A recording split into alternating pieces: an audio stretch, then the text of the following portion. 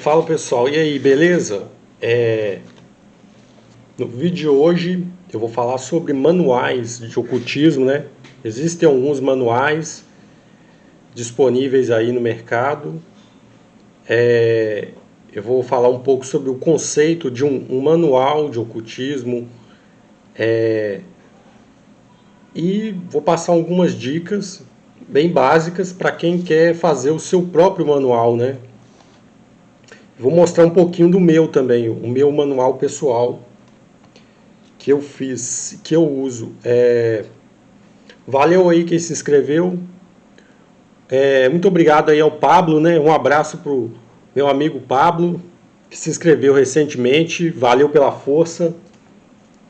Você que assiste, gosta desse conteúdo, não é inscrito ainda, se inscreva no canal e me incentiva a continuar produzindo, né?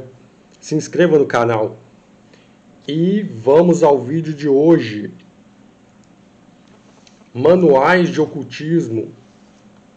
É bom diferenciar o conceito de um manual, de um grimório, de um diário mágico, né? São conceitos diferentes. Grimório, existem vários grimórios aí. A tradição ocidental tem vários. Alguns dos mais famosos aí, a Clavícula de Salomão, a Goétia, tem vários tipos de grimórios. Eu já fiz um vídeo aqui sobre o grimório de Abramelin, né? Eles foram, a maioria deles feitos ali por volta da Idade Média, alguns um pouco antes. Mas cada grimório é um sistema completo em si, né? Cada grimório, ele apresenta um sistema completo, ele apresenta os símbolos, os rituais, às vezes ele indica até as vestimentas, as cores para usar, os objetos para usar, de acordo com determinado propósito. Então cada grimório é um sistema mágico completo em si. Cada grimório é um sistema completo. Quem quer usar o grimório vai ter que se alinhar com aquele sistema ali. Esse é um conceito de um grimório, né?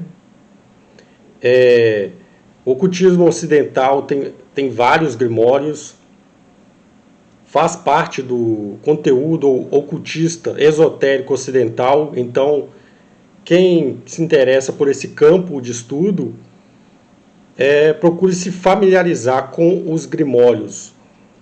Mas não se prenda a um só grimório, né? É interessante se familiarizar com cada um deles, mas não necessariamente se prender a um só, pois cada um deles é um sistema completo, né? O conceito de diário mágico é uma coisa bem pessoal, né? O praticante ele vai criar parâmetros, né? Ele tem um propósito, então ele ajusta alguns parâmetros, ele vê os resultados que deu daquela prática e ele faz a anotação e ele vai alinhando o dia, a hora que foi, o que ele percebeu naquele momento. Cada pequeno detalhe da sua prática ele anota no diário, né? Então esse é o conceito de um diário mágico. Ele serve para o praticante ele ir ajustando os parâmetros para que seja cada vez mais eficiente, né, a prática dele. É uma coisa, diário mágico é uma coisa bem pessoal também. Não se copia, né? Cria-se parâmetros, cada praticante, e vai ajustando, né? Para tentar tirar o melhor proveito possível. O que funciona, ele mantém, o que não funciona, ele muda, né? E assim ele vai se alinhando para as práticas ocultistas dele, vai registrando no diário mágico, coisa bem pessoal. Os manuais de magia, como eu disse, tem alguns aí no mercado. Ele vai apresentar, qual é o conceito? Ele vai apresentar as ferramentas para o praticante usar, mas na hora da prática também não é receita de bolo, né? Ele vai adaptar de acordo com a conveniência dele, de acordo com o que ele entendeu, de acordo com o conceito que ele consegue assimilar, né? Então, um manual de ocultismo, um manual de magia, não é uma receita caseira de bolo. Põe lá os ingredientes, essa quantidade de ingredientes e vai ser sempre a mesma coisa. Não. Um manual, ele apresenta as ferramentas que o praticante vai usar, mas não necessariamente de uma maneira só, né? Ele vai adaptar de acordo com o objetivo dele e o propósito dele. Alguns aí muito bons no mercado: Manual Mágico de Cabala Prática, lançado aí pela editora Madras, do Elvésio de Rezende Urbano Júnior. Manual Mágico de Cabala Prática, Elvésio de Rezende Urbano Júnior. Ele mesmo afiliado a várias ordens, né? Alguns aí gostam de colocar as ordens esotéricas às quais são afiliados, né? Para dar um lastro.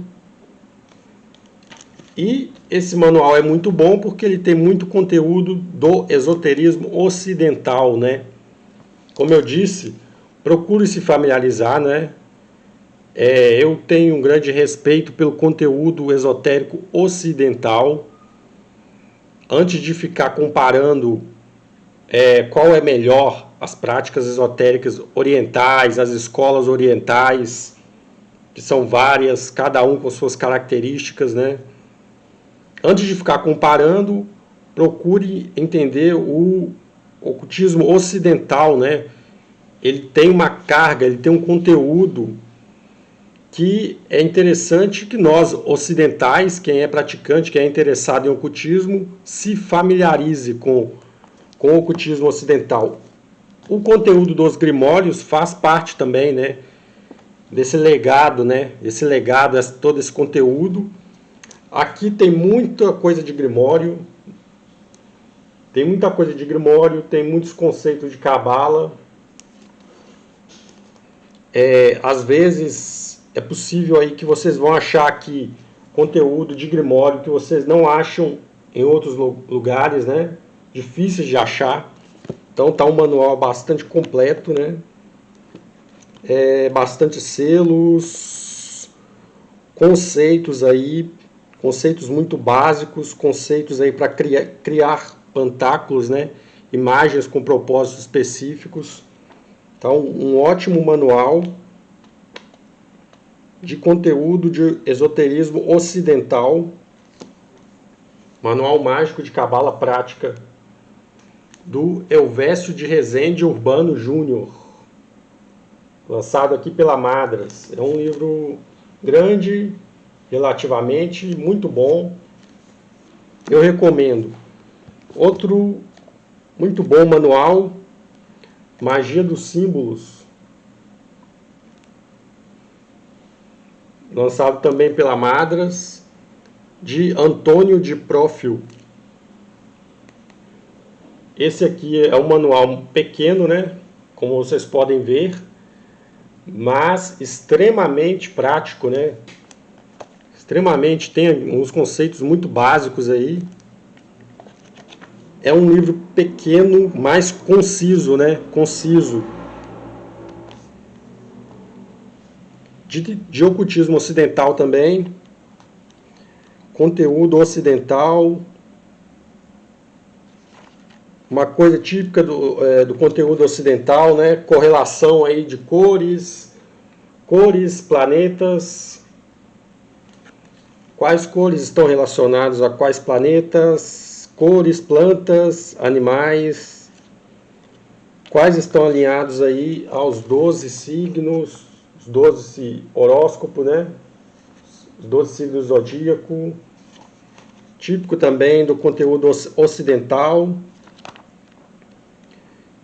Também uma ótima ferramenta, Magia dos Símbolos. Se vocês querem fazer o seu próprio manual, esses dois livros aqui são fornecem uma base muito boa. o que que tem em comum em manuais frequentemente? Eles geralmente, quase todos, oferecem listas logo no início de alfabetos, né? Vários e vários alfabetos de várias tradições diferentes, né? Eles oferecem vários alfabetos, né? Esteja familiarizado. Quem já está pegando conteúdo de cabala aí, as letras hebraicas também, dentro do esoterismo ocidental, um monte de alfabetos diferentes, né? Mais usados dentro do ocultismo. Por que eles apresentam tantos alfabetos? Porque ocasionalmente o praticante ele vai querer fazer inscrições para a sua prática, tem um objetivo, vou fazer uma inscrição, tem um monte de alfabetos, o praticante deve escolher qual o melhor, né? Qual o mais apropriado para aquele propósito. Então, você tem uma lista de alfabetos para fazer a sua inscrição ou para ler, né? Para interpretar aquilo que outros ocultistas fazem, né? Ocasionalmente, entrar em contato com outras imagens esotéricas, outros pantáculos, imagens feitas com propósito ocultista. Então, se ele está familiarizado com diversos alfabetos, ele vai poder interpretar de onde veio aquele alfabeto, qual era a intenção de usar aquele alfabeto. Alguns usam mais de um, né? Várias letras de tradições diferentes. Então, isso aí é uma ferramenta que é frequente em manuais. Eles oferecem logo no início vários alfabetos, né? Porque você precisa se familiarizar com eles para usar para inscrições específicas ou para ler as inscrições que outros fazem, né? Que outros ocultistas fizeram nas suas imagens mágicas, né?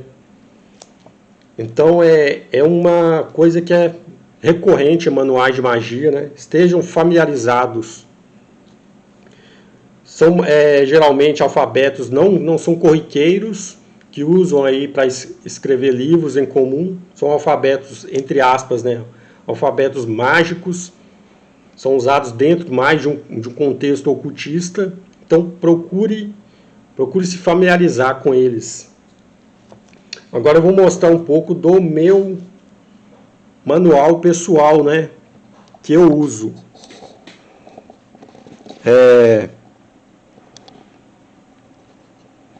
Uma dica aí para quem quer criar o seu próprio: não copie, né? Não copie.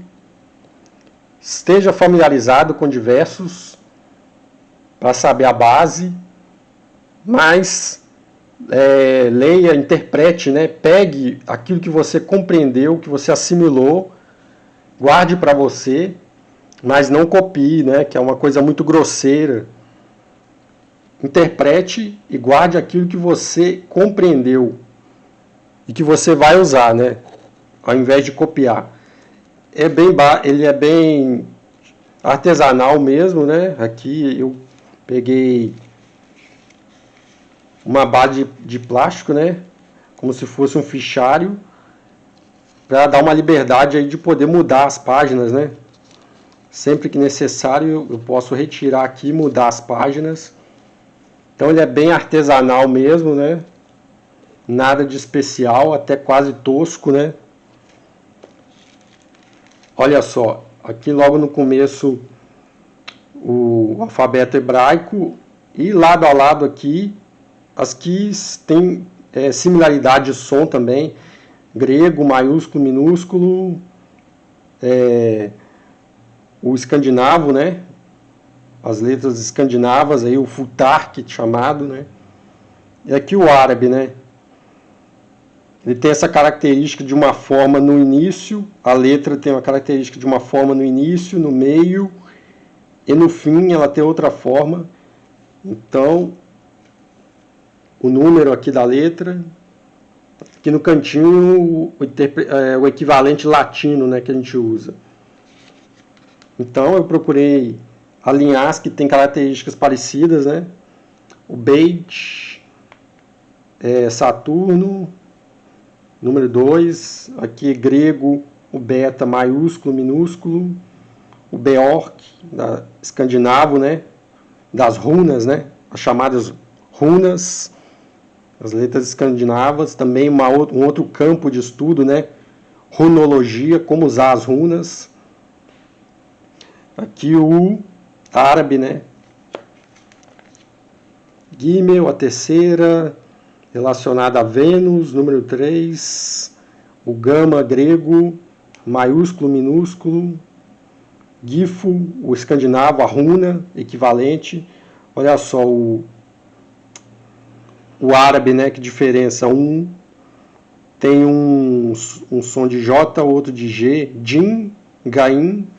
E eles têm uma forma no início, no meio e no final das palavras. A mesma letra tem formas diferentes, né? E assim sucessivamente aqui no começo, né?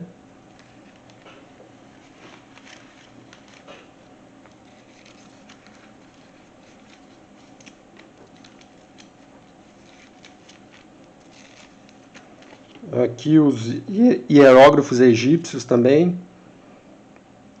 Também uma ferramenta que pode ser usada aí. Interessante se familiarizar e não copie, né? Procure interpretar. Se você tiver acesso a tabelas, compare, né? Compare o design das letras e pegue o design que você achar melhor. Porque algumas apresentam muitas variações, né? Algumas aí representam palavras inteiras, algumas representam sons, né? Olha só que interessante. Tem um hierógrafo para MS, MN, um para céu.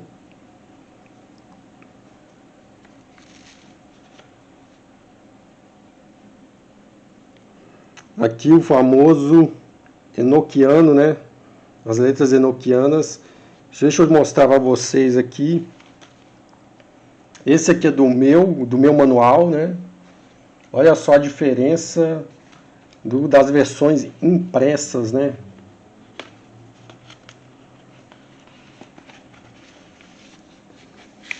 Deixa eu colocar lado a lado aqui. Olha só a diferença.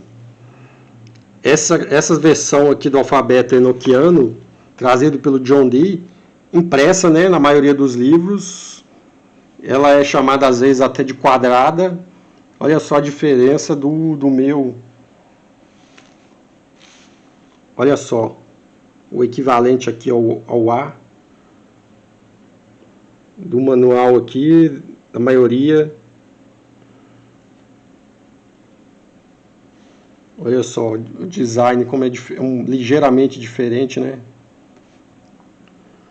Olha só o equivalente ao H das versões impressas. E essa aqui é da minha versão. Eu comparei com as versões antigas dos diários de John Dee para ficar mais próximo da versão que ele escreveu, né?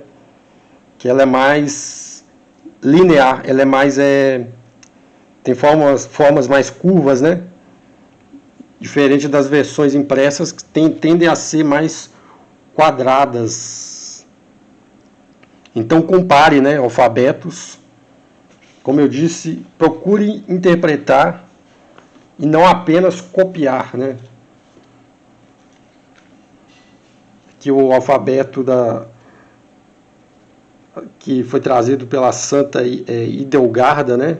Uma santa alemã da Idade Média, que ela chamava de língua ignata, né? Ela trouxe esse alfabeto aqui, não é muito usado. Esse alfabeto é bem comum no ocultismo. Esse aqui é um alfabeto mais usado pelos ocultistas árabes, né? Alguns manuais árabes antigos usam esse aqui. Olha só, o alfabeto cirílico, né?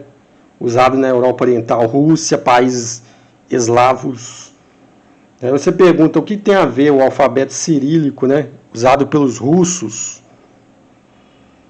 Qual é o contexto dele dentro do esoterismo? Simplesmente procure se familiarizar, né? Eu acrescentei ele aqui no meu manual para me familiarizar com ele, né? Não necessariamente ele tem uma função ocultista, mas se caso alguma inscrição de outro ocultista tiver esse alfabeto, não vai ser uma surpresa para mim, né? Eu já vou estar familiarizado com ele. Então, busque se familiarizar com o máximo possível. Tem outros ainda que eu vou acrescentar. Aqui as letras, os numerais em árabe, né? Diferente os algarismos indo-arábicos que a gente chama, né? No contexto árabe ele é diferente, os números. É interessante se familiarizar também. Alguns conceitos aí típicos aqui do esoterismo ocidental, né? Símbolos, atributos aqui, terra, ouros no naipe do baralho, né? Esse aqui é o trigrama chinês equivalente à terra, à água, ao naipe de copas, fogo é o naipe de paus, o ar, o Raeg aqui, a runa, o naipe de paus, aqui o ar usado na alquimia aqui, esse símbolo, o trigrama equivalente, geralmente é um pássaro, o Aleph, né, equivalente ao ar no hebraico, o ideograma para ar chinês. Então procure se familiarizar, né? Alguns selos aí, tipos do esoterismo ocidental aí, parecem muitos manuais, muitos grimórios. Aqui é do Sol, Vênus. Aparecem muitas inscrições, muitos pantáculos, Mercúrio.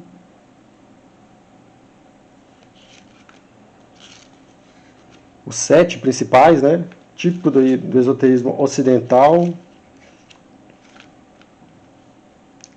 Alá em árabe, também útil também em inscrições, Bismillah, Ar-Rahim, Ar-Rahman, em nome de Deus, o clemente, o misericordioso, uma fórmula árabe, né? Sempre no cabeçalho aí de textos árabes, é quase como se fosse aí uma abertura, né? Um pré-exorcismo, né? Bismillah ar-Rahman ar-Rahim, em nome de Deus, o clemente, o misericordioso, uma fórmula frequente do árabe. Aqui ele está estilizado, redondinho, aqui ele está solto.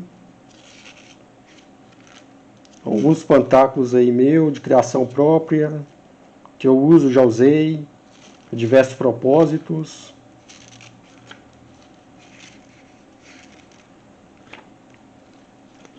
Bem compacto, bem resumido um pouco dele, né? Me permite aí mudar sempre que possível, né? Atualizar e mudando constantemente. É bem básico, conteúdo bem básico. Não é receita de bolo, é para usar aí. Qual o melhor, né? Para determinado propósito, ir adaptando, né?